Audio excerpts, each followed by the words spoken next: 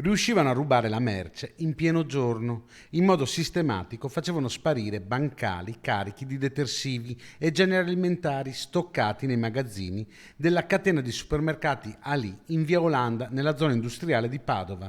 Nei guai, due dipendenti infedeli che nei loro furti sono stati aiutati dalla complicità di un camionista. In poco tempo sono riusciti a rubare 50.000 euro di merce. L'indagine dei carabinieri, iniziata dopo la denuncia dell'amministratore delegato di Ali, ha accertato il furto sistematico messo a segno dal gruppetto. 3 le persone denunciate per furto aggravato in concorso. Si tratta di un magazziniere di 46 anni di Noventa Padovana, di un sessantenne veneziano di Milano addetto alla guardiania e di un camionista padovano di 60 anni. La società si era accorta degli ammanchi e così i carabinieri, dopo numerosi appostamenti, hanno ricostruito tutto.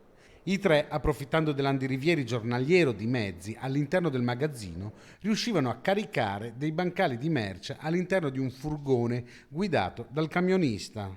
Sono almeno 7 gli episodi accertati di furto.